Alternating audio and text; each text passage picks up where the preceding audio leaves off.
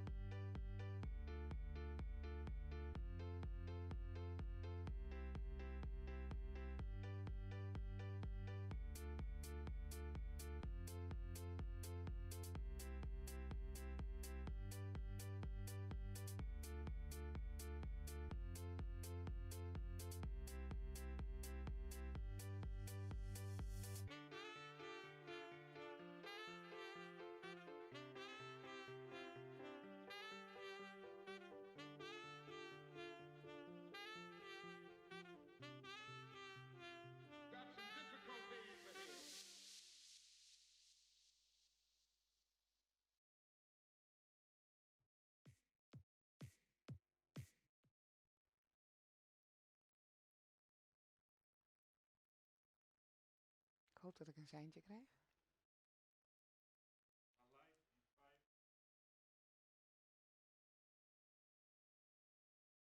Welcome, ladies and gentlemen, at the Starter Motor Project webinar. My name is Pauline de Wilde, and I will be your host today. And of course, in these days, I'm moreover the online moderator. And actually, to be honest, we were planning on meeting in real life to get informed, inspired, and motivated about this project. But now we're pleased to announce that we have a great online program for you lined up. And this webinar will be interactive. You can post your question in the chat, and those questions will be managed by my own sidekick of today, Robin van Leijen. Robin, welcome. Thank you. How are you doing? Very well. Good. And maybe it's nice to see how interactive we are already, how connected we are. So if you can post a question in the chat, and for me, if you can raise your hand so that we here in the studio can see that we are connected. Please raise your hand. Are we connected? Yes, yes. We got some hands. And please raise your hand if you're looking forward to the next hour. Now we've got some more hands. Yes, good, good. Okay, about today's program, I'm happy to announce that we have with us the head of cabinet of Frans Timmermans, Diederik Samsom. Diederik, I already see you on screen, of course, who has been involved in the Starter Motor project and now plays a key role in the European Green Deal. Besides Diederik Samsom, I would like to introduce to you here with me in the studio Martin van Rijn, president of EDIS, and Ron Wit, Director Energy Transition and Public Affairs at Eneco. They will present the starting engine framework on behalf of the participating heating companies.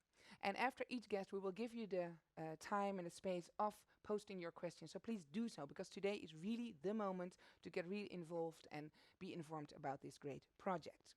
Like I mentioned before, we were planning on a work visit to give you the feeling on this starter motor project. Where are we at the beginning? Where are we right now? What will be the future? But you know, we are a creative and flexible country, so we made a movie for you. Let's take a look.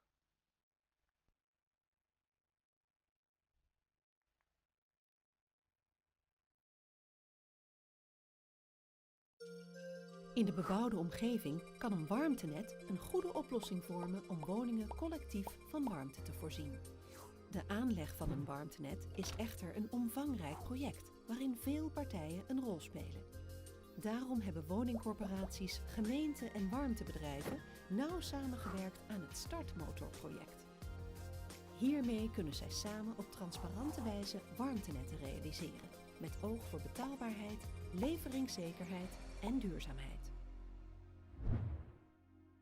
De Green Deal is inmiddels, zoals u heeft gezien, in de context geplaatst van het herstelplan voor Europa na de coronacrisis. En het project wat daarvoor het meest in aanmerking komt, is wat wij noemen de renovation wave. Dus als er op dit moment nou een schreeuwende behoefte is aan één project, dan is het wel die startmotor. Waarmee we grootschalig de kosten kunnen laten dalen van de verduurzaming van al deze woningen in Europa. Het komt dus als geroepen. Er zijn natuurlijk in Europa ambitieuze doelstellingen afgesproken die realiseerbaar zijn, maar waar heel veel investeringen voor nodig zijn. En de woningvoorraad, en corporaties beheren een belangrijk deel van die woningvoorraad, nemen hun verantwoordelijkheid. We kunnen niet alles, maar we kunnen wel onze bijdrage leveren aan die klimaatdoelstellingen. De verduurzaming van woningen is niet zozeer een technisch vraagstuk. Dat is eigenlijk vooral een sociale transitie. En de uitdaging daarbij is vooral, hoe zorg je nou dat je mensen meekrijgt, hoe je huurders meekrijgt en woningeigenaren. Nou, ik snap heel goed dat huurders zich ook zorgen maken. Hè? Van, ja, er komen allemaal investeringen in het huis. Komen die van mijn rekening of voor de corporatie of hoe zit het dan precies? En dus is het heel erg belangrijk dat er een transparant kostenmodel is. Wat zijn de kosten en baten, zowel voor de corporatie, maar ook voor de huurders, zodat iedereen kan zien wat betekent dit nou precies voor mijn portemonnee. Kennis delen met corporaties, maar ook met gemeenten, andere overheden, energiebedrijven is cruciaal om tot een goede oplossing te komen. Nou, wat bijvoorbeeld mooi is om te zien is de spin-off van het startmotorproject. Dus je ziet nu dat de afspraken over de transparante business case die we gemaakt hebben tussen de woningcorporaties en de warmtebedrijven, dat daarvan de gemeente VNG hebben gezegd en het Rijk, we vinden dat zo mooi, we willen dat graag toepassen bij de wijkgerichte aanpak op landelijk niveau. Wat ik het bijzondere vind aan een startmotorproject is dat we beginnen met het verduurzamen van woningen van mensen met de laagste inkomens in Nederland, namelijk dus coöperatiewoningen. Dat is op zich niet logisch, maar als dat lukt op een betaalbare manier, dan kan het overal in mijn ogen. Niet alle landen zijn even geschikt om deze aanpak toe te passen, maar alle landen kennen een vorm van sociale huisvesting, affordable housing, zoals dat dan op Europese schaal heet. Niet altijd op dezelfde manier georganiseerd, maar altijd wel met dat ene kenmerk. Eén eigenaar bezit vele woningen en de bewoners hebben over het algemeen geen dikke portemonnee. Die startmotor is dus voor heel Europa ongelooflijk relevant. Wat heel belangrijk is dat we schaal maken, dus dat we op grotere schaal werken zodat de doelstellingen gerealiseerd kunnen worden en misschien zelfs wel wat eerder. En dat er een wijkaanpak is, dat we dat samen met huurders kunnen doen. Want dat is natuurlijk heel belangrijk voor het draagvlak, maar ook voor de transparantie. Innovatie en samenwerken, dat zijn de twee cruciale factoren waarmee we de startmotor tot een succes kunnen maken. En vanuit Brussel kunnen we daaraan bijdragen, de samenwerking over de grenzen heen trekken, de innovatie nog Europeeser en met Europees geld financieren. En dan kunnen we dus het succes versnellen.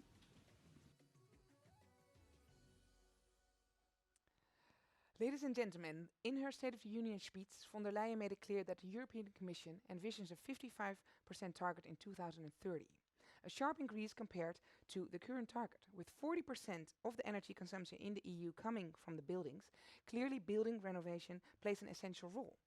Everybody is anticipating the publication of the Renovation Wave strategy in October. And there is consensus that investing in building renovation can be an important part of the green recovery, creating jobs and cutting emissions at the same time. But how do you do this without raising the cost for tenants? How can we get support for this from communities? And what is the optimal balance between energy efficiency measures and switching to renewables? And what role can social housing providers play? Key questions for many people involved in this tremendous challenge. And today we will be looking into the way heating companies and the Dutch social housing sector took on this challenge in the Starter Motor project. And so I'm proud to introduce to you Diederik Samsom, Head of Cabinet of Executive Vice President Frans Timmermans. Mr. Diederik Samsom, are you there? Are you with us? You're still on mute, I think. He has to unmute me. Here we are. Welcome. Good morning. How are you doing? Morning. I'm fine here in Brussels. Yeah, are you good? COVID capital of the world, unfortunately. So Unfortunately, we yes. are we are stuck. But Yeah, well, we keep continue the work. Most of it can be done digital, yeah, which is although great. it gets a bit annoying. But still, let's keep up the good spirit. And once we will beat this virus and see each other in person. Absolutely. That's. I mean, online is okay. Huh? We can do a lot with each other, and it's great to have so many participants here. But life is a little bit nicer. Um, from the organizers of this webinar, I understand that you were one of the founding fathers of the Starter Motor project. Is that correct? Well, that's too much honor. Okay. I happened to be the chair of the table on built environment of the Climate Pact in the Netherlands, which is a Mhm. mouthful of title. But indeed, and at that table, the starter engine, Mhm. the idea for that was born, and I am glad that I could help a little hand. And in your role right now, what drives you to make the European Green Deal to a success? Well, it's the biggest environmental project the world ever embarked on, so I couldn't resist this. Uh-huh. It is the true and one project to set the world on, first of all, Europe, and then hopefully the rest of the world on a course to a sustainable future. Mhm. Not a day too early, Mhm. so we are really in a hurry, and obviously we're not really helped by the circumstances of a COVID crisis. But I might be able to explain you that we can even use these circumstances to press fast forward on the Green Deal Yeah. and make this project reality. Okay, yeah, one more question before I give you the floor. If I take a look at this starting engine project, this really looks like a project that holds the Dutch DNA in its essence, decentralized, consensus driven, and based on mutual cooperation. But that's my assumption. You've been in Brussels for a while right now. Huh? Is this really a Dutch way of working, or do we see this in other member states too, and perhaps at EU level? Yeah, we as Dutch people, we tend to think that we are unique. Every housing corporation also tends to think that it's unique, and I like that, and Let's keep let's it that keep it way. that way. Yeah. But the reality is that the Dutch DNA is much alike the European DNA, and Okay. all over Europe, these projects are possible. And actually, in many parts of Europe, similar ideas are now starting to grow. You see it in Vienna. You also see it in Sofia. You see it in Madrid. All over Europe, you have those circumstances in which a starter engine, a large scale renovation of houses, can be implemented. But to be fair, and the honors to the Dutch, the starter engine from the Dutch Climate Pact is still way ahead of the rest of the pact. Okay. Well, Mr. Samson, take it away. The floor is yours. Thank you. Well, I will just give a brief introduction and then open the floor for questions. And first of all, I'm happy to see Ron and Martin there, who I know from, well, various pasts. Um, Reminds me a bit of the song of Vera Lynn, We Will Meet Again. And here we are meeting again, well, in digital circumstances. But indeed, when we started the ideas about a starter engine, that was in the context of the Dutch Climate Pact, and specifically the part of the Climate Pact on the built environment. I happen to be the chair of that table with all kinds of dedicated people working towards a sustainable built environment. But from the beginning, it was obviously clear that if you wanted to make a difference in the 7 million buildings in Europe, in the Netherlands, you needed to start with those 2.5 million buildings that are owned by social housing corporations, because that's where the scale is. So from the start, we've been contemplating, thinking, brainstorming, negotiating on how to make this idea a reality. And the ingredients are clear. Um, you need renovation, yes, but also you need sustainable heat. You need to coordinate the projects to create the largest possible scale. And most important and most difficult, you need to convince the people living there, people with not a big income most of the time. Also, people who are not busy with climate change every minute of their day because they think their life is pretty complicated without me intervening on climate change all the time. So that's where the real challenge is. And I actually hope to hear from you how far you got with that, with solving that challenge, with cracking that real nut, because we could learn from that. Because, well, to be honest, I left you in the midst of the project. That was in July 2019 when I got a phone call from Commissioner Timmermans, who told me that he was going to be the new commissioner in the new commission starting in November with the task to develop the Green Deal.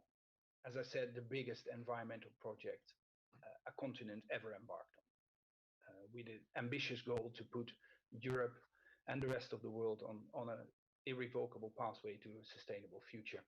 I couldn't resist that, so I took up my life and left to Brussels, only to discover that part of the Green Deal is obviously renovating not 7 million, but 210 million buildings all over Europe, most of them badly insulated, almost none of them having renewable energy as an energy source, nor for heat, nor for electricity.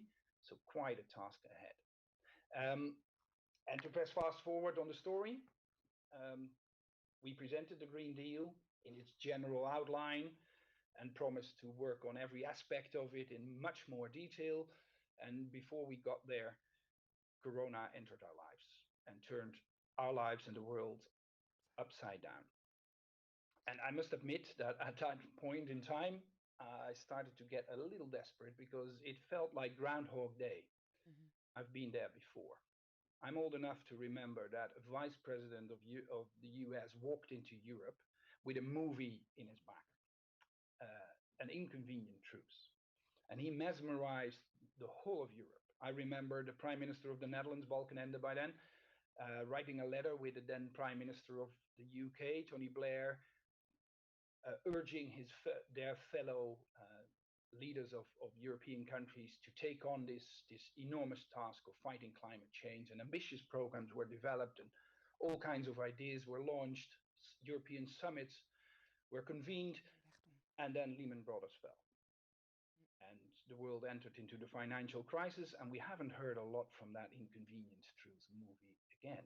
And now here we are, just before the start of the Green Deal, and Corona enters our lives.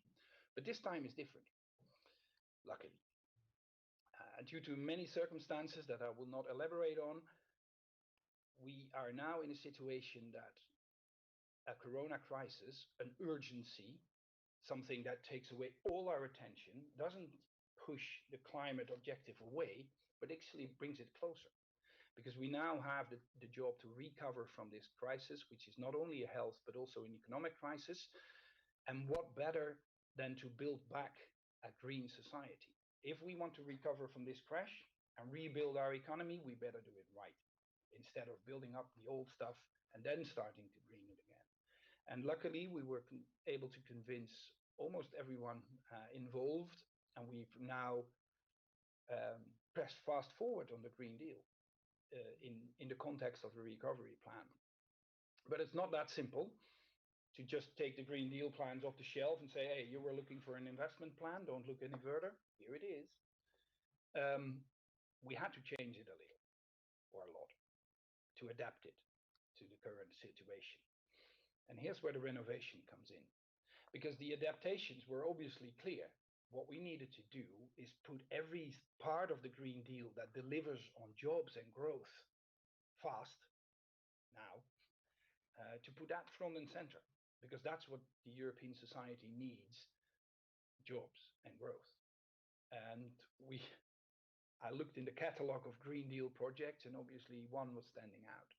It's called the renovation wave, because if we now start retrofitting 210 million buildings in Europe, and we do that fast, we deliver enormous amount of jobs and also economic growth, while at the same time providing the owners or the people living in those houses, providing them a lower energy bill, which is useful in times of diminishing purchasing power. So we have an excellent opportunity here to combine the need for a fast recovery with a need for a sustainable future. And the combination is made by the renovation wave. That's how we call it in Europe. And obviously, we're looking for starter engines for the renovation wave because retrofitting 210 million buildings, well, you can start with one and then do the other one and walk your way through it, but that will never work. We need a cost curve with a spectacular cost reduction. We need scale ups that we've never seen before in terms of mass retrofitting. We need approaches to convince the people living in those houses to join on the project. So we need social innovation. We need financial tools because the corona crisis also evaporated loads of the balance sheets of private companies. So public investment is needed. And we need good examples.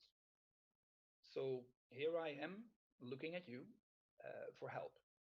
Because as I said before, the starter motor of the Dutch social housing companies and the Dutch district heating companies are way ahead of the pack. You can set the example. You can show us how it works. And in return, let's make a deal here. In return, obviously, Europe is standing ready to help with financial help, but also with technical assistance. And obviously, with the opportunity, the task, and the challenge to spread this idea all over Europe. Because as I said, they're working on this in Madrid or in Vienna or in Stockholm or in Sofia or in Athens and also in rural areas. And we are standing ready to provide them with the best possible ideas. And who knows, somebody in Vienna thinks of something that you can use in the Netherlands. So let's make this a truly European project and work on this together for the next few years. You start today. We will publish within a month. I have to be a bit more covert about the real date, but within a month, the European Union, the European Commission will bring out its plan on the renovation wave. And as of then, we embark on a joint journey, I think for the next decade, to make this happen. Thank you very much for this. I'm looking forward to cooperation. Thank you. Thank you very much, Diederik. Like you said, there are so many countries already also starting with the engine projects. How can we make sure that not everybody is or working on his own island, but that we're really in communication with each other at a EU level? I'm afraid that's my job, or at least part of my job. So do you have a plan for that? Yeah, we always have those plans, but making them work is the real challenge. But no, in all seriousness, I've gotten to know Brussels now for almost a year, and I'm impressed by the amount of knowledge that is working here, the amount of commitment, and the coordinative power. Because coordinating 28 and, well, unluckily now 27 member states, well, we've been doing that for a while, so we had some practice. So Nice. I'm optimistic about the abilities to make this work and to indeed share the information all over Europe. We also have all kinds of systems in place. We have our own European Climate Pact, in which all those little projects will be melted together into one project. And part of that Climate Pact is the so-called Covenant of Mayors, in which more than 1,000 mayors are working together. And that's one of the platforms that we can really share our knowledge in, because like in the Netherlands, but even more outside of the Netherlands, mayors play a crucial role in the local community and in the local governance. Nice. We have to realize that as soon as a family somewhere in Bulgaria wants to renovate its own house, the last person they are going to call is me in Brussels. The first person they are going to call is somewhere in the neighborhood, a construction worker or a bank. And that's where local action should take place. We can coordinate that, we can help that. In the end, it needs to happen on a local scale. Yeah, think global, act local. Robin, do we have some questions for We do. Mr. Diederik We Samson? do have some interesting questions from the chat. And Good. I will start with the International Union of Tenants. And the question is, housing cost neutrality should be the main principle of the European Green Deal, as renovation cost can be passed on to the tenants, which can lead to renovictions. And how can we prevent that, Mr. Samson? Yeah, that's where finance comes in. Well, actually, not only finance, but the combination of finance and cost reduction. Let's assume for a moment that cost reduction will be taken care of by you, by the energy companies, by the construction workers, by the social housing companies, by scaling up, by innovation, etc. So cost reduction is key. But even then, you need finance because a person living somewhere cannot just renovate its own house and pay the bill up front and then wait 20 years for it to be paid back via a lower energy bill. And the same goes for tenants, obviously. If you rent a house, somebody else has to pay for the renovation and the retrofitting of it. That can be paid back, as I said. There is a sort of a business case here, although it's very slow and not completely profitable. But Europe is now preparing itself to help with financing that, both in terms of loans, but also in grants. Where there's no business case, there should be grants, obviously. And well, I shouldn't say the good part, but one of the consequences of the corona crisis is that Europe did realize that we need more public money and public investments. So we put together a package of 750 billion euros called Next Generation EU, which was launched last summer and which will be operational as of the end of the year. And I expect that quite a lot of that money will be spent on this project. I have Okay. another question from Sorka Edwards from Housing Europe, which actually relates to what you just said about Next Generation EU. And her question is, how can the EU ensure that part of that 750 billion euro on the table reaches these renovation projects that bring social and environmental change? At the moment, this is very complex with many instruments, and civil servants might get lost. Coordination. Yeah, please meet the European Union and the European Commission. Yes, this is a strange beast, but if you know how to operate it, it's actually not that complicated. Indeed, we have that 750 billion here somewhere stuck in this building, and it will be spent via 27 countries. I can't do anything about that. That's how we work. And it actually can be an advantage too. So 27 countries will deliver plans for a recovery of their respective economies. They will deliver the plans to the European Commission, and we will judge and assess those plans and then transfer the money if they meet certain criteria. And the fun part is that in writing up what kind of criteria should be met by those plans, we put the renovation wave front and center.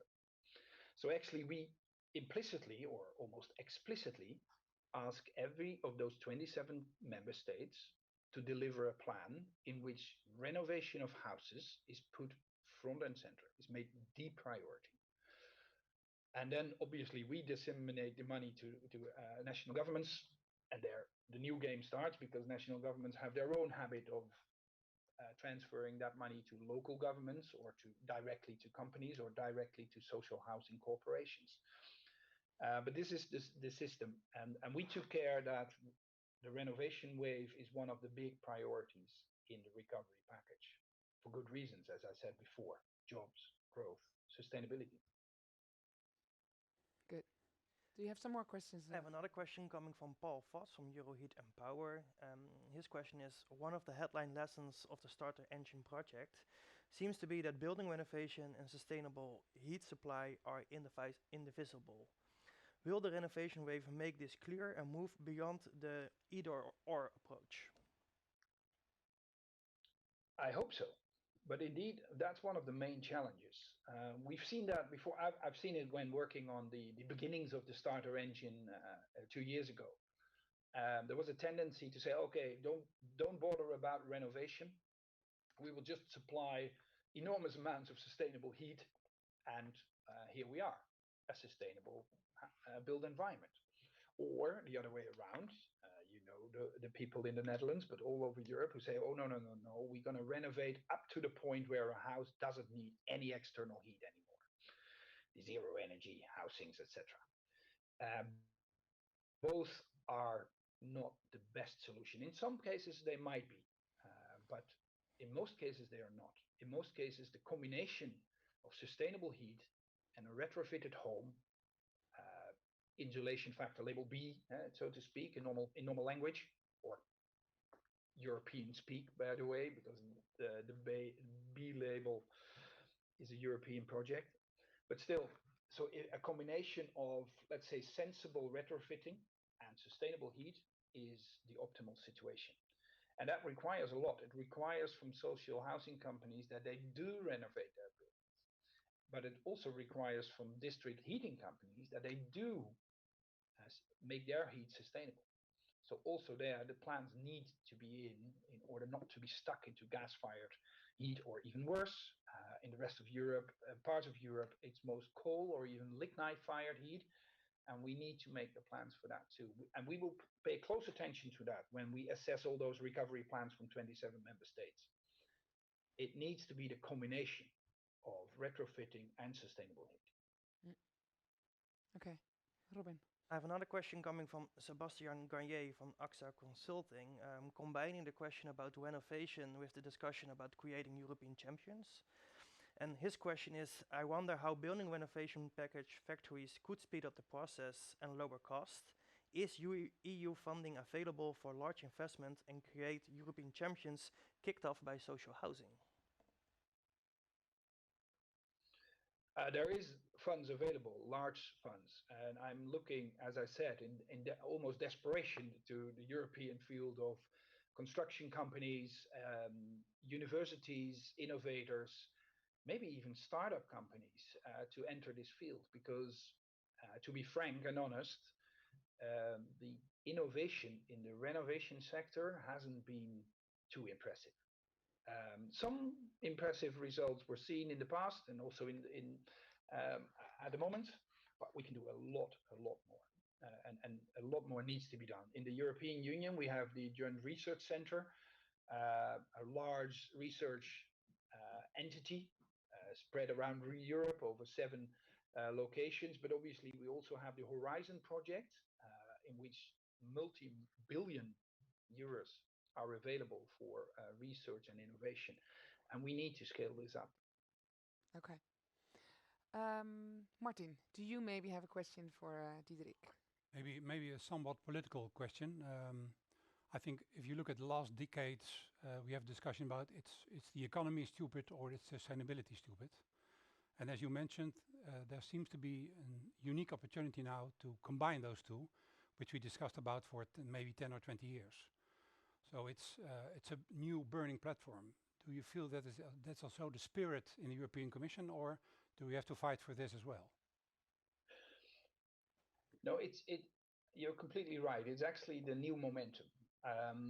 It's not completely done yet as a discussion, because I remember vividly when we presented the Green Deal in December last year, pre-corona, seems ages ago. We presented it on purpose, maybe provocative, as a growth strategy, a new growth strategy for Europe. And I got some flack from my old friends in the environmental NGO movement. How on earth can you present an environmental plan as a growth strategy? The two do not go together. So there's still out there the idea, for good reasons, by the way, because in the past they were conflicting sometimes, too often. But now we are in a different era, mostly thanks to technology. Mostly thanks to the incredible cost curves, the cost reduction that was created in offshore wind, in solar, in electrical vehicles, that we can indeed combine sustainability and economic growth. And well, the corona crisis even made that more prominent and adamant. So we are now sincerely on this combined pathway, and I hope to be able to stay on that for a while. Thank you, Martin. Diederik, if we look at the new target, the 55%, how much time do we really have? Well, nothing. We don't. No, we have obviously the target is for 2030, so we have 10 years to get there, but we need to start today, or actually we need to start yesterday in order to make this happen. Yeah. We made, because the target is fine, and you write that in, well, it's only a three syllable, five, and a percentage sign, so it's pretty short, but under that is thousands of pages of research that we did in the last half a year in order to show that it can be done and how it can be done. Mhm. And in detail, we describe what the power sector needs to do, what the industry needs to do, and also what the built environment needs to do. And here, buckle up, the built environment needs to incredibly step up its effort towards sustainability. Mm. So far, the power sector has done most, Okay. and the industry has done quite a lot. It's in the built environment and in the transport sector where we need to make the big leaps forward. Good. So there's a lot of work to do, and that's why today this webinar is very useful and to start and keep up the engine projects all over Europe to combine together. And let's hope that everybody is seeing the urgency that you just mentioned. Thank you very much. Thank you all for the questions, and have a wonderful day and keep up the challenging. Are you going to stay with us? Or For a while. okay, good. Thank you. Thank you very much, Diederik. Well, I'm pleased to announce a presentation by Martin van Rijn, President of ADES, and Ron Wit, Director Energy Transition and Public Affairs at Eneco, on behalf of the participating heat companies. Welcome, gentlemen. Are you ready to take us on a journey, a challenging and inspiring journey? Well, we had to start yesterday, so I'm Yeah, ready. Yeah. you are ready and in a hurry. And for you guys, please do so. Post a question in the chat so that Robin can give the questions after this presentation. Go ahead. Thank you. I'm indeed very happy to inform you a little bit more about the starter motor project, and especially, Diederik, as you will know, I'm especially happy to do that in your presence because we have quite a unique history together. So, indeed, we'll meet again. You could say in a way that the starter motor project is some kind of energy renovation startup engine. The starting motor is a part of the Dutch climate agreement, which included several sector tables together with different stakeholders. And one of them is the sectoral table for the built environment. The housing approach in this climate agreement consists of 3 tracks. The first one, the starter motor, it focuses on the short term in 2022, and it aims at facilitating to go 100,000 dwellings get off the natural gas. Secondly, we have the district approach that focuses a bit more on the long term, and that consists of municipalities are in the driving seat and have to compose a transition visions to remove entire neighborhoods of the natural gas. And in the third place, we have a governmental study which analyzes whether or not the social housing sector has enough financial means to fulfill all its social assignments, affordable rents, new construction and energy renovation. The conclusion, by the way, from this report is that it isn't going to be easy. The aim of the starter motor is to have 100,000 rental houses natural gas free or ready to get gas free by 2022. It can be done by either connecting to district heating or by individual options such as insulation and heat pumps. Other alternatives for gas are still too expensive. Furthermore, as Diederik said, we do not want to wait for the whole package of the district approach. Housing associations, under the condition of appropriate funding, can act as a first mover and as a catalyst. The sector has the volumes and has the organizational level, so we can be the first mover. In the climate agreement, the sector was responsible for identifying dwellings eligible for district heating, taking care of proper conditions, and stimulating the realization of contracts. The overall majority of dwellings in the Netherlands are heated by natural gas. District heating is relatively new, and Dutch legislation is gas-based. A new heating act is in the making, and the forecast is that it will be effective in 2022. Basically, the starting engine is bridging the regulatory gap by covering the basic conditions for the transition to district heating. And at the same time, the starter motor is kickstarting the district approach as well. In April 2020, 36 housing associations housing associations, the branch organization ADES and 5 heating companies reached an agreement, the starting engine framework. More housing associations and heating companies are still joining this agreement. Municipalities, the tenant organizations and the national governments are involved and to support this agreement. A national subsidy program was initiated and so far 85 renovation projects have requested for funding since May 2020. And during the negotiations of the framework, issues such as market organization and sustainability level of heat source were left out of the scope because these issues will be arranged in a new heating act. I think, Ron, you will take over from now. Yeah, thank you, Martin. Good morning, ladies and gentlemen. I will take you into the 4 most important agreements of the framework. The first one is that already mentioned by Diederik Samson is that we have to focus on scale. And the best scale we can find in the Netherlands is of course the housing sector, the social housing sector, very well organized. And we agreed that within that social housing sector, we could start in cities where already there is an existing heat network. In that case, we can also, we can start with a low-hanging fruit, which is relatively, the costs are relatively low. It's also important because then we can learn in advance of the start of the district heating approach, which will start probably after 2022 too, because legislation is needed for that. A second important agreement is that we agree that tenants will not pay more than a gas bill at the moment they switch to the sustainable heat option. And that is really important because of the support, getting support among tenants for this project.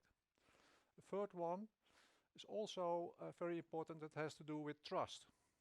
Probably as you know that if you want to renovate all those houses in Europe, you need trust among all stakeholders and not at least of course among the tenants itself. And that means that we use a transparent business model in which all stakeholders in the project, at project level, get insight in all costs and benefits, and they can also think about how we can reduce those costs. And the last agreement was that in the surrounding, in the neighborhood of the social housing housing stock, where we connect the district heating, we also want to offer the private homeowners in the same area the same attractive offer in order to make scale and also to reduce the average cost of the project. Second, following slide, please. I go down into a little bit in the last 3 agreements. First, the cost neutrality for the tenant. As I said, we need broad support among tenants, and therefore we agreed to leave out the tenants out of the negotiation between the heating companies and the social housing sector by agreeing that they will not pay more than a gas bill. The division of the cost we agreed on was that the tenant pays the gas bill or similar to the gas bill. That is a part of the variable cost, but also a part is because of the fixed cost. For instance, the cost of the heat network, similar to the gas network. The housing corporation pays a part of the fixed cost and the one-off connection cost for the heat network. And the government said, well, we want to achieve cost neutrality, so we add a small subsidy to a maximum of 30% of the one-off connection cost and some changes within the building itself.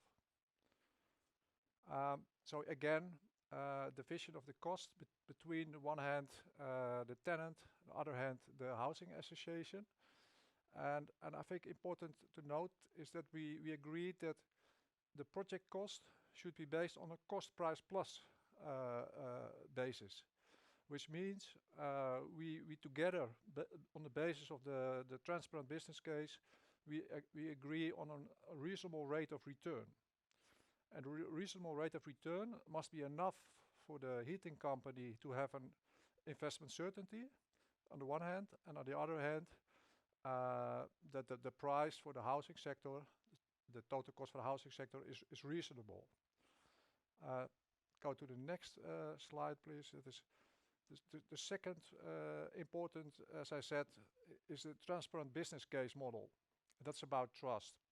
So that the key question before we started it with this project was by the housing sector. How do we know that we do not pay too much if we connect to a heat network? And also the municipalities wanted to know that, but also the government who provides the subsidy want to know, how do I know that the project is efficient and that you do everything to reduce cost and to reduce risk. And as you probably know, the district heating market is quite a risky business from different point of view, because of other techniques, because of switching people, because of economic crisis in the housing sector. So there are many risks which can reduce or increase the cost, the risk, and therefore also the tariffs for the tenants. So we need to sit together, and we did that at project level, to look together what are exactly the cost and the benefits and the risk, and how can we identify measures to reduce those risks and costs. And you already see in practice there are many projects are now underway, and we see that by doing that we find already quite huge cost reductions in the projects. So connection fees are going down for, I know examples, from 6,000 euros to about 3,000 euros for a one-off connection fee, which is already comparable with the cost of the installation of a new gas boiler or 2 gas boilers in the same period. So it becomes very attractive also from the point of view for the tenant. And of course for the homeowner it is important that you get a sort of level playing field, that they know also what are the inside of the project, so you have a very level playing field in your negotiations about the project fee. Well, and of course there is a spin-off of this remarkable, I would say, agreement, because I think there is no sector at all, in the Netherlands at least, with so much transparency on the business case. Even not at the railway sector or the DSO and TSOs. It is quite impressive, I think, that there is complete transparency on the project level. And I would say that this is a showcase for other sectors to maybe to copy that. It's also the municipalities and the government said we want to also use and apply this transparent model in the upcoming district approach. Because they said, well, this is so much useful not only for the housing sector but also for all civil people and house owners. We want to use it as well. And the third spin-off is that in the Netherlands, the government and the supervisory authority for the market, ACM, is looking at a new tariff regulation for the heat sector, because of course it is a natural monopoly, and you want to regulate that in a proper way.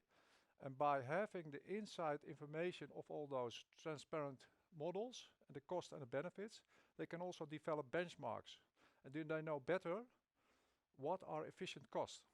And using that information for the tariff regulation, they can also come up with more realistic tariff regulation in the future. And well, last but not least, I will not go into depth into this business case model. It gives you just a sort of good look and feel on this model. And what we do, in a sense, is we're saying, okay, given a rate of return and given all the cost and the benefits, we optimize the connection cost. That is in a sense what we are doing. And then this is the overview tab of the model. All the stakeholders can see what is happening then, and you can discuss together and identify measures. So I will hand it over now again to Martin. Thank you very much. You already talked about a bit on the final element of the framework, the connection to the district approach. And to elaborate on the district approach, there is the focus on the more long term. I think the key starting point in this district approach is that municipalities in the Netherlands are required to draft a transition vision for heat connections by the end of 2021. And in these transition visions, they will set out which district will be removed from national gas, in what time, and what alternatives should be implemented. It's a kind of model, a template. It was developed by the social housing and the heating sector. It is not, of course, a static model, because in order to ensure that the started motor will truly kick off start in a district approach, you have to reckon into the circumstances of this specific district. It has to be customized. So the template is developed in such a way that homeowners in other neighborhoods can easily step in, not only the social sector but also other participants. There are a few principles. The principles allow for maximum energy between the starter motor and the district approach. Private individuals will receive the same offer as housing associations in the same cases. The business case can be developed, Ron talked about it already, so that the building stock of social housing provider or for an entire district. So it can be on a small scale or on a larger scale. And the final principle is that housing associations are in principle responsible for the loading risk of their own stock. And that will say that the loading risk is the risk of not fulfilling the amount of dwellings as laid down in the business case. You have to negotiate, of course, about the risks. A few words about the starter motor in relation to the renovation wave. In a few weeks, Diederik Samson talked about it already, the European Commission will publish its communication on the renovation wave strategy. And today we focused on the starter motor project, but we know that a lot of good initiatives are happening in other member states as well, because the social, public and corporate housing associations and companies, they bring in scale all over the place in whole Europe. And the crucial element for both is a successful renovation waves as a green recovery. The key elements for both is finding a right balance between energy efficiency, such as insulation, and renewables, such as installations, operating at the district level, bringing out scale, and indeed avoiding passing the bill to the tenants. The EU can facilitate this by giving us room to do what is best. And of course the EU has to set general targets and intermediate targets, but it is also wise to give some space to the local operators. Compulsory renovation rates directly intervenes with existing strategies such as the starter motor, and they will end up to multiple plans with multiple costs. So that will be an unnecessary burden. And as mentioned before, the strategy in the Netherlands will be that we support the energy efficiency first principle, but insulation is not efficient till a certain level. Diederik also talked about level B. So improving the level of insulation after this point is relatively cost intensive, while the energy savings are limited. So it's recommended to fulfill the remaining demand for energy with renewables. A smart combination of strategies, a differentiated approach for different kind of houses and different kind of districts. And of course, there are remaining funding issues. The recovery package will bring a lot of funding, and I think a successful renovating strategy wave could be strengthened by a more earmarking funding, especially for the building renovation. We are confident that the starter motor project will strengthen the approach of the renovation wave, and we are looking forward to a close cooperation with the EU. Thank you. Thank you, Martin, and thank you, Ron. It's very interesting, of course, to hear a lot about the main principles about this starting engine framework. I still wonder how such a project works in real life, and I'm going to talk about that with Emiel Klep. You're director of the Dutch Housing Association Woon Plus. Emiel, are you with us? Yes, there you are. Welcome. Good morning. Good morning. Here, yes. And before I start, please, ladies and gentlemen, post your question, because after Emil, we have some time and room for questions for Emil or Ron or Martin. And maybe you can mention for who the question is for. Like I said, we want to know what happens when we put this in real life, a project like this. How did you use the starter motor framework, and in particular the transparent business case, in Groenoord project in Schiedam in the Netherlands? Thank you. Maybe it's good to give a very, very short introduction into Schiedam. Schiedam is a city right in the center of the western part of the Netherlands, in the Rotterdam-The Hague area. So it's very densely populated here, and the neighborhood we're talking about, Groenoord, has a lot of high-rise buildings, which makes it very suitable for district heating. And besides, we're very close to the international Rotterdam harbor, so there's a surplus of heat in this area, and that's why district heating was our first idea, and we're 100% sure that district heating is our way to transform our energy use here in this city. Okay. And coming to your about the project, question, yes. yes, well, we used the framework in three ways. First, we really needed the starter engine to accelerate the energy transition here. We are planning to transform or connect 6,000 housing units to district heating in a relatively short period of time. And getting a connection of this amount, it's only really feasible for parties if you, investment-wise, I mean, if you do it in a short period of time. So the acceleration was a very important goal for us. Secondly, we used the smart motor subsidy we received. We got the good news 2 weeks ago. It's about 2 million for a project for connection of the housing blocks. And this is for us a way to guarantee a very reasonable, a very well-controlled rent increase for the tenants in our neighborhood. We have guaranteed them that we will never raise the rent more than the savings in their energy bill. And thirdly, the starter engine framework inspired us to a very collaborative approach with the other parties. There were other reasons, of course, but we started working together with the city of Schiedam and Eneco in a very transparent way, and that made us share the principles of our respective business cases. And of course, we needed many conversations for that, but that helped us getting along very well, very quickly. And if we look at those conversations, what are those conversations about?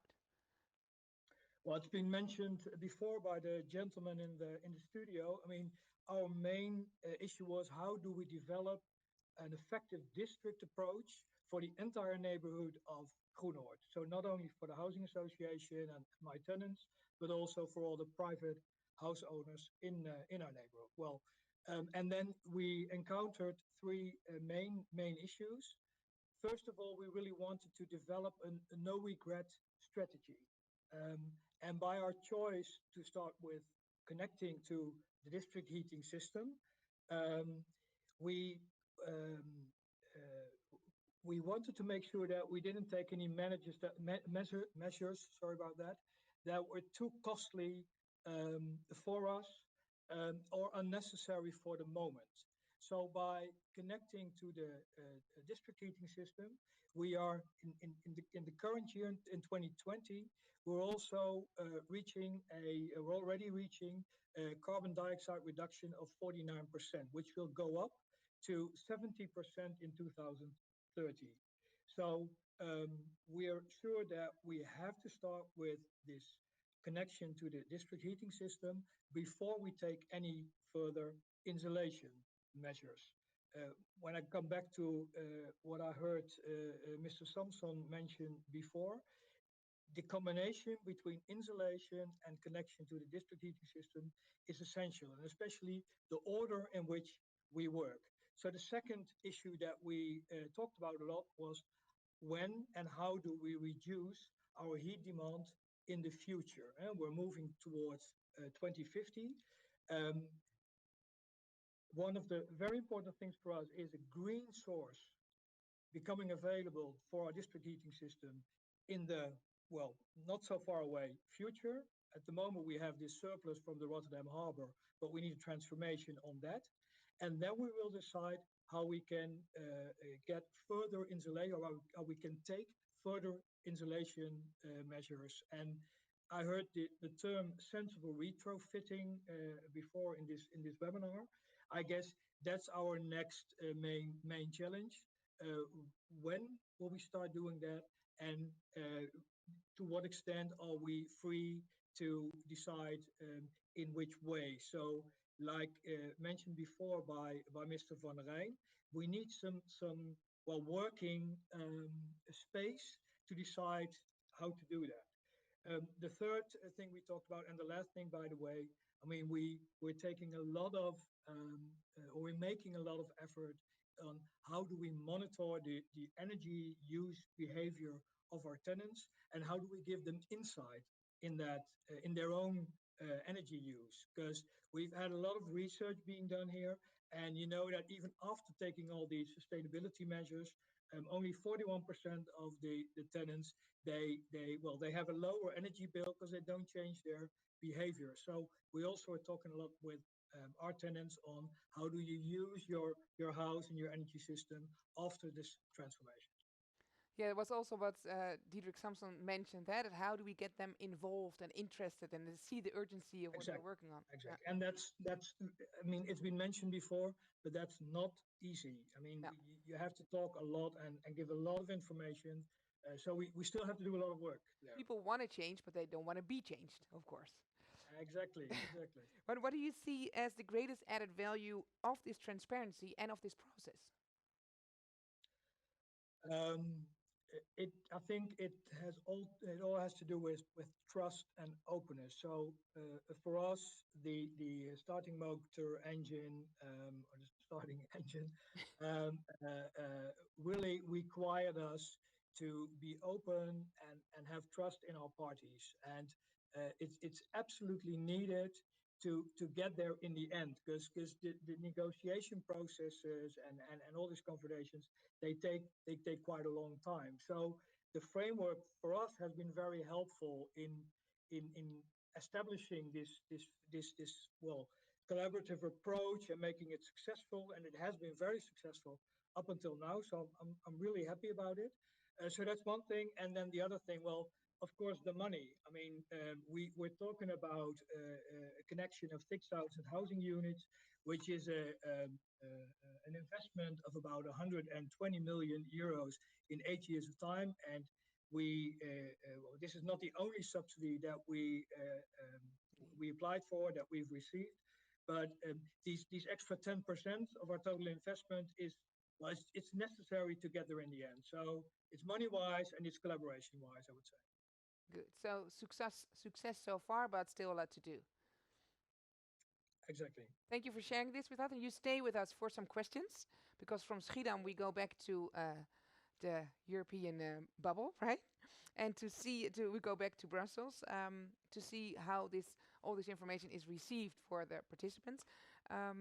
Robin, you as my sidekick of today, how does it feel to be a sidekick? I think I get used to that. Okay, good. Used to that. Well, we'll probably have more online webinars, so that's good. You selected a couple of questions. Yeah, I did. I have a very interesting question coming from John O'Shea, asking, is there been a good level of uptake from private dwellings to join with the nearby social housing units to reach economies of scale? I think, Ron, you are best equipped to answer that question.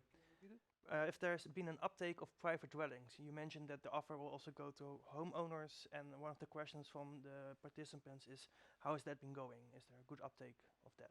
The uptake of the homeowners. Well, that is a very good question. What we agreed on in the framework is that we discussed that with the municipalities and also the branch organization of the municipalities, that if there is a fit in that neighborhood on the technology, but also on the timing with respect to the district approach, then we agreed that the municipality will support the starter engine project as much as possible. Not only by maybe a small subsidy, but also by communication and by others, and it will also be involved in the negotiation process. So they will also try to organize the homeowners. But maybe Emil did it in practice. Maybe he can elaborate this on this point also a little bit. Did you get the question, Emil? Could you repeat it? The question was about the uptake of homeowners. Private. How's that been going? Yeah. To us, it was or it still is very important that the connection fee to be paid by the private owners is the same as I pay for all the social houses in the neighborhood, because then we have, as we call it, the best story, because all residents in the neighborhood are treated equally. The main difference is that we are, as a housing corporation or association, I provide scale. So investment-wise, I can take this very big investment, and that's what we're here for.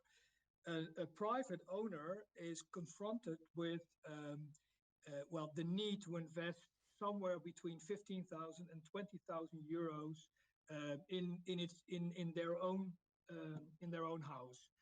So what we said, we're not going to oblige you to do it. That's something that we decided with the municipality, of course. But we're creating we call it a temptation approach, verleiding in Dutch. So the private owners can decide their own moment in which they are ready for the investment and want to connect to the heating system. And I, as a housing association, and the municipality, we are how do you say that? We do a prepayment to Eneco. So we pay the connection fee for these private house owners to give them a bit of space to decide their own moment. And in this way, the project can go forward, and this gives a bit of, like I said, space for the private owners. Okay. Martin would like to comment on that. Emil, can you say something about the numbers? Are the private homeowners stepping in, or it's too early to tell? That's too early to tell. I mean, to be honest, we still receive a lot of, counterpower, and I mean, there's a lot of Dutch people present in this webinar. I mean, we're really talking about getting into people's wallets here, and 15 to 20,000 euros is a lot of money. Schiedam is not a rich city. I mean, we have poor house owners here. So the municipality is preparing the creation of a fund in which they can rent, the private house owners can rent money at a very, very low interest rate, even lower than you get at a bank nowadays. And we're really hoping that, this offer of very cheap money and a lot of information and a lot of communication will make them cross the line in the next couple of years. Good. On the other hand, it's a classical issue, because if a housing association will renovate its dwellings, then there's also the question, what about private owners? So that's not a new question. No, and I think it really says again that we as housing associations are very important for the provision of the scale that's needed so much. Yeah. So just to say that again. Robin. Yeah, I have another question directed at you, Martin van Rijn. What do you think of prosumer models, where tenants and housing providers form a cooperative owning and provide the energy? So basically the tenants taking matters in their own hands. Well, I think it's a very interesting issue, because there is a lot of involvement of the tenants in thinking about what kind of solutions are successful. So I think it's a very good approach to have a more consciousness about why this is needed. On the other hand, there's always the question of scale, as Emil has said. So if you could combine the scale issue by social owners, and also more involvement of the tenants to developing their own project, I think then that's a win-win situation. Yeah. Then you create a really great platform. Yeah, sure. Of all the parties. This is maybe one of the most essential issues with regard to renovating and to make it sustainable in neighborhoods, is that house owners and tenants does not have the feeling that others are deciding for you. Yeah. So the people in the neighborhood should have from the beginning a say in the choice and in the independent analysis on what technology will be chosen and how it will be done. And that's of course in the beginning very difficult and it takes a lot of time and it will maybe make it slower, the process, but in the end it go faster. And that means also that the municipality, and I think that Diederik already mentioned the mayor as a very important person, that the municipality not only have to organize subsidies and communication, but maybe also facilitate the democratization of the involvement of tenants and how homeowners from the beginning. Yeah, the social part is very important to get everybody on the same train. I would like to go, if that's okay with you, Robin, to Kieran Kaf. He is one of our participants. Kieran, hi. Kieran Kaf, can you hear me? You have to unmute yourself. Yeah, Yes, I can. And good. good to be part of the discussion Yeah, today.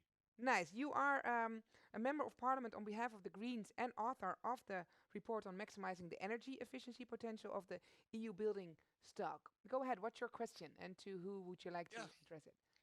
Well, look, I would just love to say a few words about a perspective from, I guess, the Brussels bubble, but also from the European Parliament.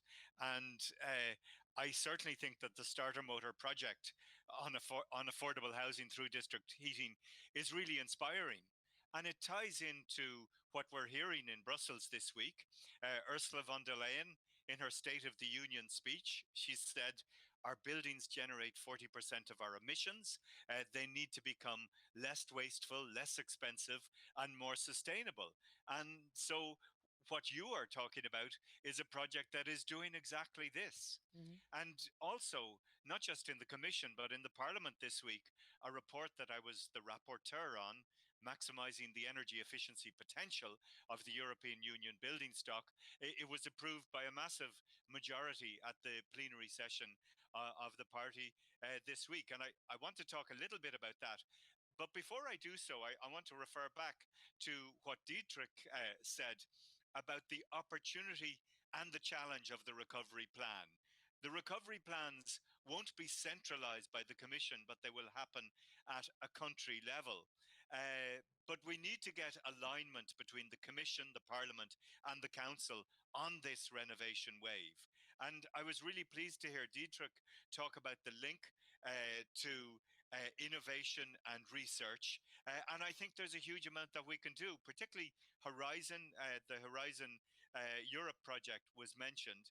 And even Ursula von der Leyen talked about a new Bauhaus, which can link creativity and sustainability.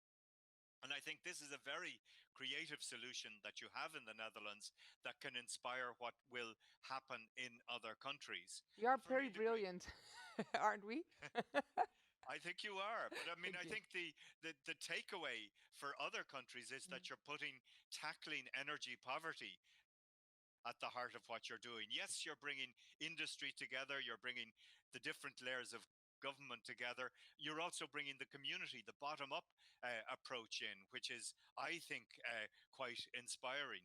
And given that the recovery plans will have a distinctive national component, I hope that the lesson from the Netherlands will inspire action elsewhere. But it's actually Look, just only one goal. I mean, I made a joke about how brilliant we are, but the goal is, of course, that we do it together, in Europe, yeah, like yeah, Diederik also mentioned.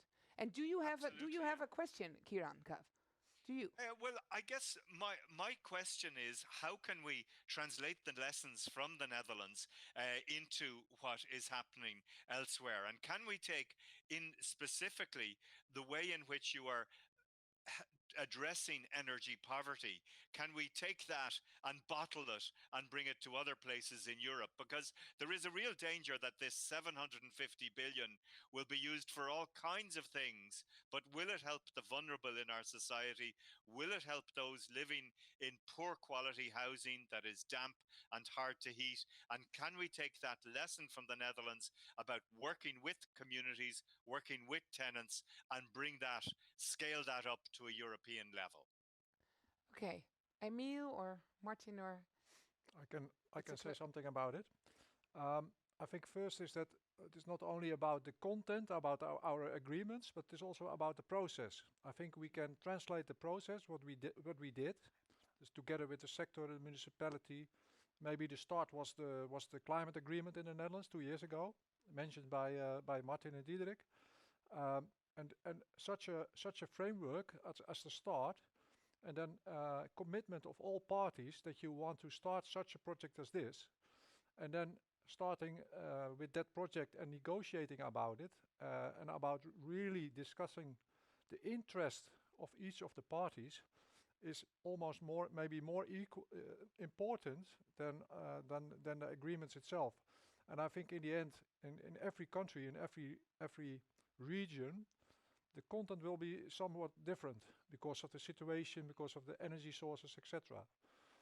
That's I think that's important to use that framework of the climate agreement, translate it to projects like the starter engine project, and then have involvement of all important stakeholders. One last comment is that we also decided in the climate agreement to make an analysis, a cost-benefit analysis of all the heating technologies for all the neighborhoods in the Netherlands. And that's also important for energy poverty because we select the technology which is the most cost-effective technology for each neighborhood. And of course, this is not the only criterion for the selection of the technology because people itself are, of course, most important, but it will also help to set the basis for the most efficient way forward. Thank you, Ron. Kiran, is that something that you can work with? I certainly think it is. I'm quite excited by this. Yeah. And I think the technologies will be different in each member state, but the ability to bring people together, to bring different institutions together, is hugely important. And as Yeah. several of the speakers said, we really should have started yesterday. There is no time to lose in this. We've got to bring people with us on the journey. So, I think starter engine or starter motor is the perfect analogy. We've got to boost things and move really fast, and that's where I think there's real value in what you're doing in the Netherlands. Nice, and it's great to see your passion about it and your motivation. Thank you for sharing that. Thank you for being with us. I would like to go to Paul Vos right now. Paul, are you with us? Yes, there you are. Hi, Good Paul. morning, everybody. Hi. Good morning. Um, You are, let me Good introduce morning. you, you're the managing director of Euro Heat and Power. I am. I am. So we are the voice of district heating and cooling networks in Europe, so at European level. Thanks to everybody for the very rich discussion. So much of the things that I like to talk about has already been said this morning, and it's great. I mean, an old favorite of mine is this concept of the need to find a balance between renovation of the buildings themselves and the supply of green heat. And that's not because we're opposed to renovation or because we would like to maintain artificially high levels of heat demand, but just every piece of research and every piece of practical experience I've ever had with this has come back with the same lesson. It makes a great deal of sense to renovate the building until it stops making sense because it's more cost effective to supply green heat. It was wonderful to hear not only a series of experts this morning, but also Diederik Samson from the Commission make this same point. And it will be really nice to see it reflected in the text of the renovation way, because I think it's so important that we get over this false and unnecessary debate and start talking about collaboration between these two different industries to help solve the overall problem. Mm. The second thing that I've enjoyed hearing about is the notion of a district approach. This is also something that we talk about a lot. It just makes no sense to treat each building as though it exists in isolation. First of all, because you miss opportunities to do things at scale. But second, because there can and should be relationships between different buildings. You know, I spent a lot of time working in and around Denmark. And one of the favorite questions that you get from energy planners in Denmark is, does my building have a neighbor? And that's a question worth asking. And it will be great to see this approach kind of normalized. And I think the people on stage this morning have done such important work these last years to develop the concept. It's something I like to talk about in principle, but you guys are doing it in practice. And finally, it's been wonderful to hear so much talk about what I call multi-level governance and the need for coherence across these different levels of governance. Of course, we need a framework set by the EU level, and that's regulatory support and also financial support, as has been said. We need national legal frameworks, but there's a huge role that needs to be played by local actors, both local administrations, so city governments, but also local stakeholders like housing associations. These local actors have so much understanding of the needs of their community, but also the resources available in the community, including heat. And finding ways to bring those two things together is what makes a heat transition possible and as affordable as possible. So I'm really hugely encouraged by this discussion. It feels like we have a lot of like-minded people moving in this direction. And our industry, we really do want to play our part in this. It's Well, you do, eh? Yeah. Sorry. Diederik already said that you do have the great part, and you're actually one of the going up front, huh? Yeah, in your area. It's been a good few years. Yeah. We've moved from, I think, being kind of marginal to something central. And I want to say that also brings responsibilities for us. The district heating that was good enough in the 80s and 90s won't be appropriate to solve the problems of 2020, 2030, 2050. So we are also undergoing a process of evolution. The networks need to be decarbonized and they need to become smarter and more efficient. So that's what's on our table, and we're happy to work together. Good. Thank you very much. Is there anyone who would like to react? Maybe some reaction. I think it's a very wise words, because I think the situation is that we need one, let's say, international EU strategy on the Green Deal, and maybe we use 20 or maybe 100 implementation strategies,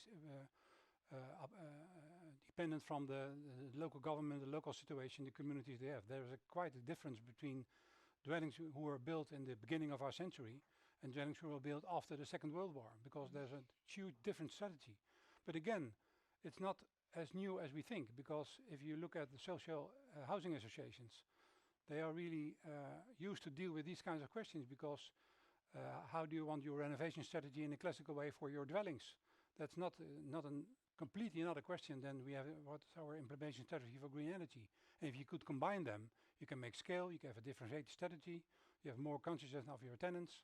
So I think that would be a successful strategy, not to think in one strategy, one European strategy, and maybe 100 kind of different implementation strategies. And also about the new housing coming up. Sure. The new building. Sure. Yeah, in the future. Thank you, Paul. Thank you for being here. Thank you for your what you told us. Thank you very much. I would like to Carlos Goldstein. Carlos, you're a member of the Cabinet and Energy Efficiency Advisor for Commissioner Simpson. Hello. Hi. I hope you can see and hear me well. Absolutely. How are you doing? Doing good. Greetings also from Brussels, Berlemont. Thank you. Take it away. Well, what I can say is that I have a real pleasure of being here this morning, and I regret not having a physical meeting with you, but I'm sure we will in the future. Happy to catch up in Brussels anytime, because we're here sort of locked in right now. What I would like to speak about today is we need three main components if we boil things down: regulation, money, governance. And these should lead to action. And question might be, okay, the Commission came into office half a year ago, a bit more, then COVID hit. And is there still a pertinence to the agenda that we set forward? And I would say absolutely yes. There's a clear link between COVID and the European Green Deal. So the lesson learned, I think, that I personally took away, homeschooling kids, as many of you may have done, is that investing in spaces and livability absolutely makes sense. And another idea that I'd like to convey is that I believe personally that health is made at home. And this is a very important understanding. Hospitals are there to take care when things get out of control, but the majority of effort has to be sort of there every day in people's living environment. It was already mentioned that the greenhouse gas emissions from buildings are a big part of EU's carbon emission budget, But the buildings are also the largest energy end use sector. And this is important because it's such a big proportion, plus there's such a big variability across this. I'd say that the technologies are already there to find the solutions. We've been discussing, for example, about district heating. The bottom line is that whatever way we deal with heating, it has to become more efficient, decarbonized, and smarter. And I do believe also very strongly, that was said by Dietrich, that there has to be a good combination of a fuel switch strategy together with insulation and retrofit strategy. So these two parts of the puzzle need to stick together. Nice. And maybe if I can underline one important element that I saw as a running thread throughout all the interventions, that's the importance of regions and municipalities. Dietrich said it, Kieran said it, Paul underlined it, we heard it from the other speakers. So working with Covenant of Mayors, Committee of Regions are working on their own report as well on building renovation. So the engagement and democratization of this process is going to be important. Now we're preaching, of course, here among relative believers and people who know about energy. Yes. But if I would speak, for example, to my parents back home who are not energy experts, you need easy, simple solutions.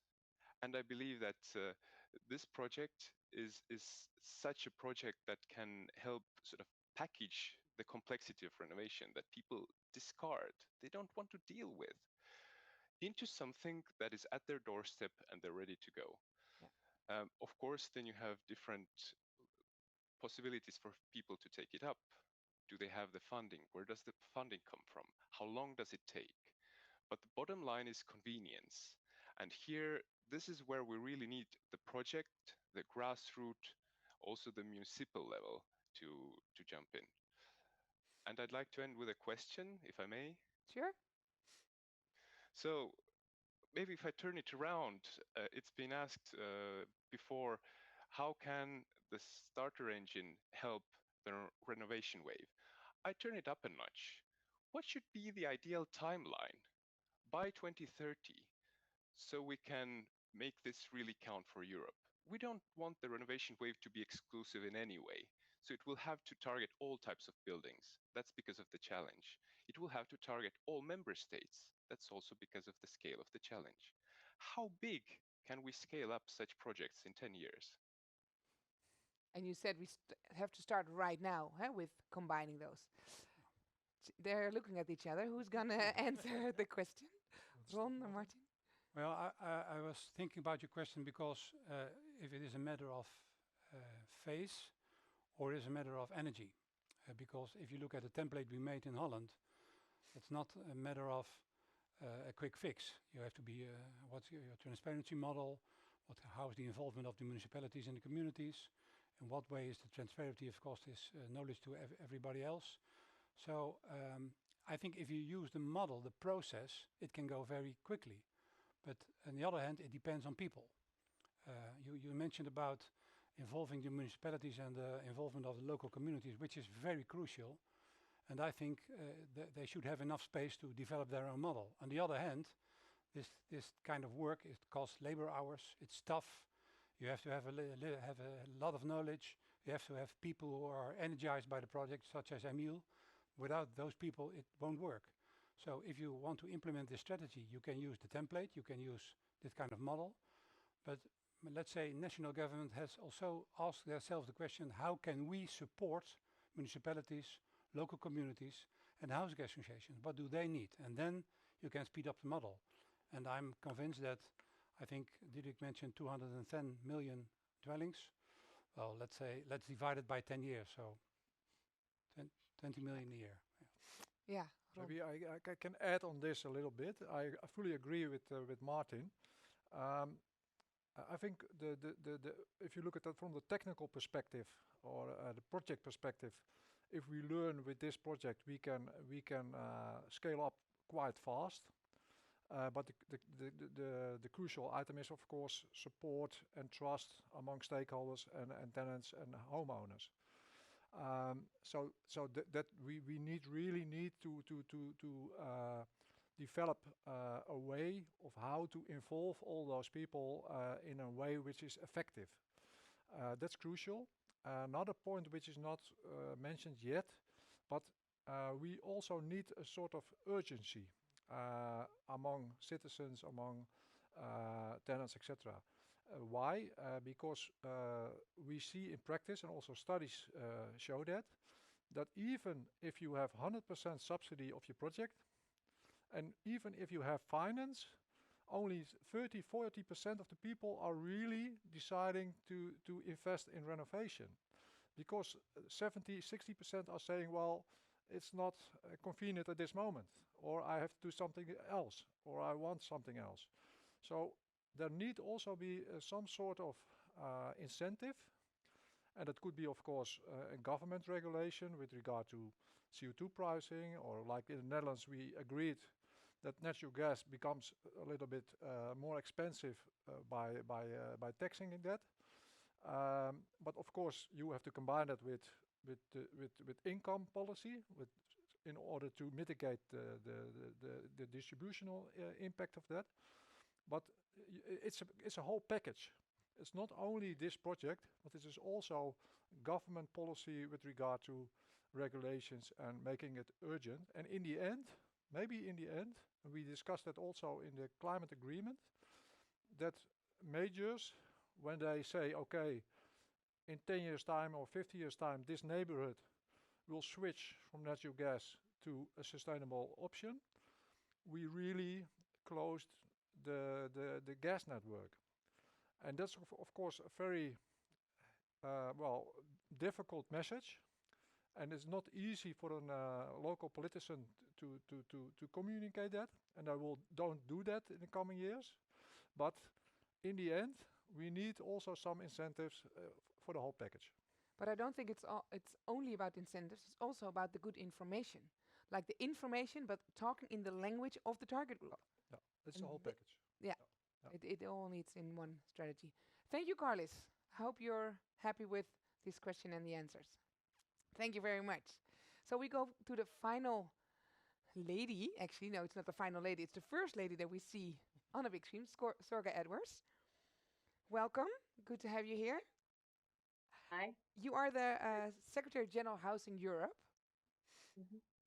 So please go ahead. How are you? Yes, great. Really enjoying this morning's session.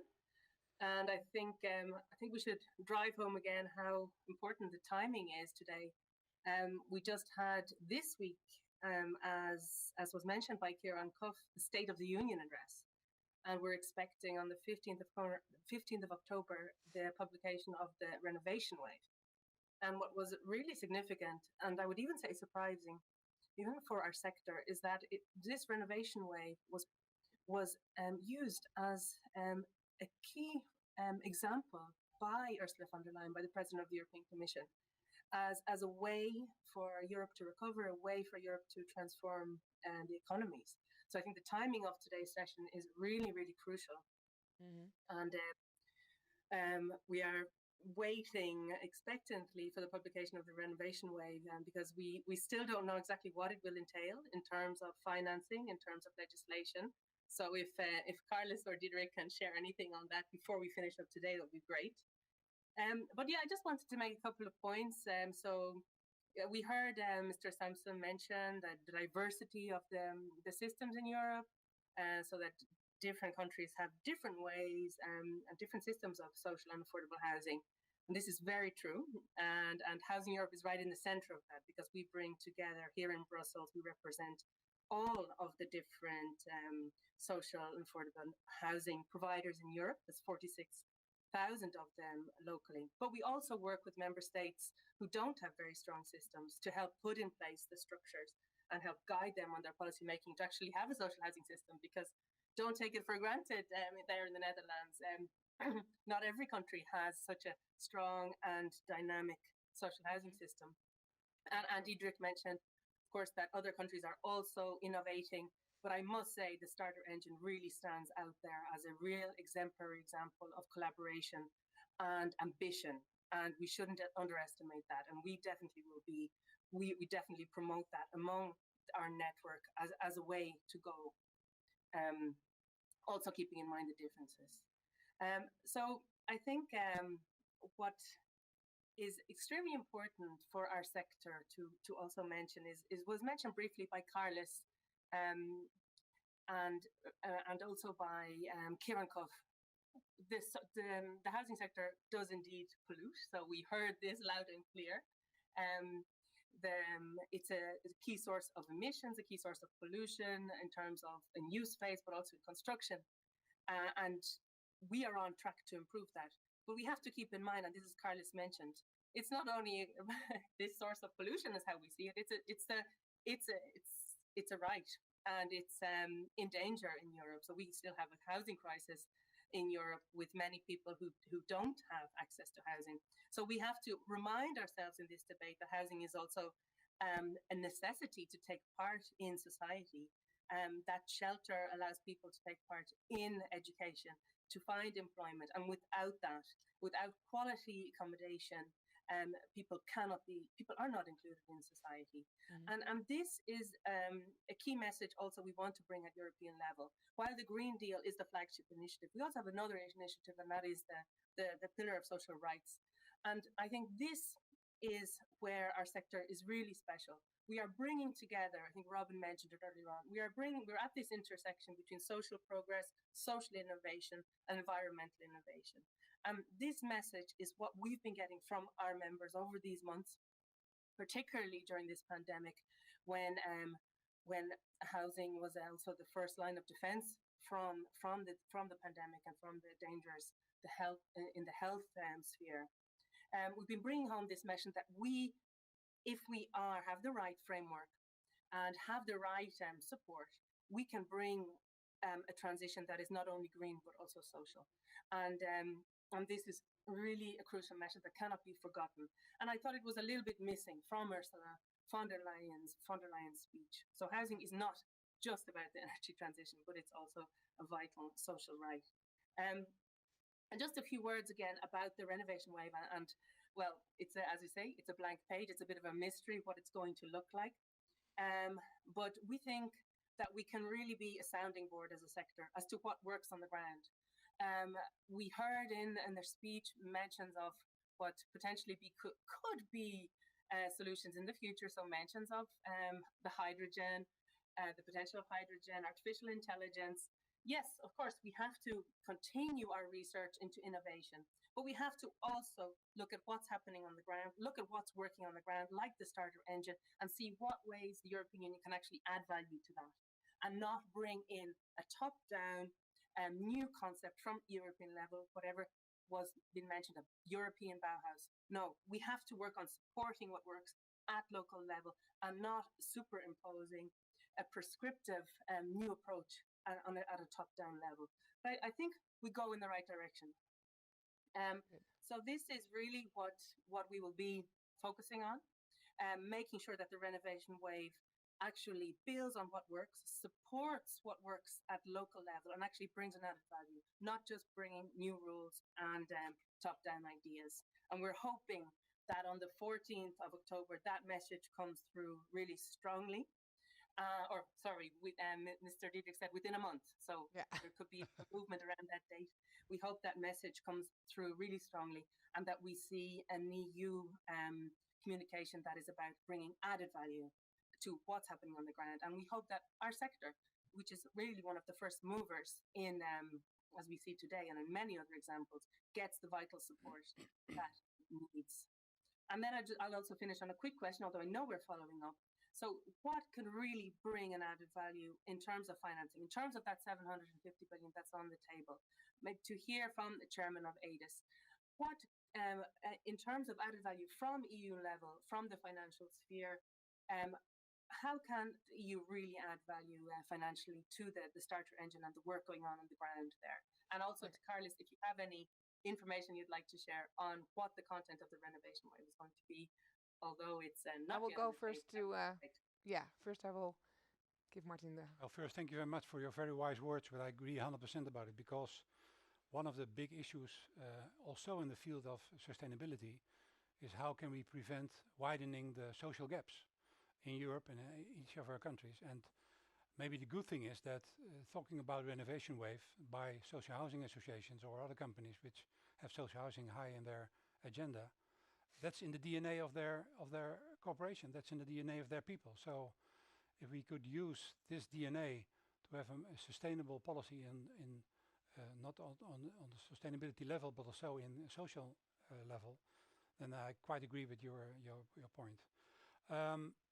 Maybe I just mentioned one of the aspects in this renovation wave is that maybe it's wise to give some earmarking of the budgets, because if you have an unspread amount of money and say into the governments, do your best with it, try to develop more sustainable models, then there's a big fight in the national level as well.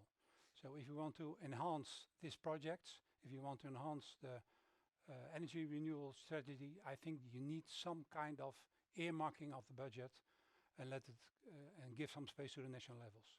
But the earmarking issue is, I think, very important. Thank you. Thank you. Carlos, would you like to add something? Final chance. You should unmute yourself. Or can we give Carlos some voice? Yeah, there you are. Thanks very much. No, just in a couple of words, since there was a question directed right at me on the plans of the renovation wave. Well, in the big terms, it's been set out by the State of the Union address by Ursula von der Leyen. So what are the underlying elements are with the objective to decarbonize buildings over the next 30 years? We'll need to increase the depth and the rate of renovations. And this will need to happen on single building and on a district level. So you see the complexity of different things on the table. So it will need to be a comprehensive strategy. There are different elements on it. The energy efficiency part, renewable energy part, of course, industry part, because we want to make sure that there's enough capacity. This is also part of the discussion today, sort of not necessarily explicitly, but the skills. And we need to make sure that European businesses are in the pole position to really start this transition to decarbonized buildings. So this is sort of the setting up part of things that we can do behind the curtains. But then when the actual stage is open and the technologies are there, that's when we need the audience, to react favorably to what we have to offer. And I think that this is where you have a lot of power in your hands to help make this happen. And the European Union is absolutely committed to help support it. For example, through one-stop shops, so closer financing, closer to the ground. Thank you very much, Carlos. Thank you. And thank you, Sorga, for your great words and your good question. Thank you very much. Well, ladies and gentlemen, we're coming to an end of this Starter Motor Project webinar. And if I may resume, I think that if we embrace diversity and if we see it as a strength to make this project work, then really the Starting Engine project can serve as a great example. And I think that involving all the parties, but also all the tenants and the people that it really is it addressed to, then we really can make a big step. And yes, we have to start yesterday. Well, that is not possible, but we will start today with this webinar. Thank you very much for participating and being such a great part of it. Thank you, Ron. Thank you, Martin. And of course, thank you, our sidekick, Robin. It's a pleasure to have you here. If Mr. Diederik Samson, he is disconnected, well, thank you also for being with us, and all the people that asked a question, thank you very much. Have a lovely afternoon. I don't know what the weather is like with you guys, but we have a lovely summery. I don't know if that's so good for the climate, but for us people, and we're also talking about the social aspect, it's a really pleasure to have a nice weekend up front. Thank you very much, and keep up the good work for the challenges ahead. And stay healthy. Absolutely. Thank you.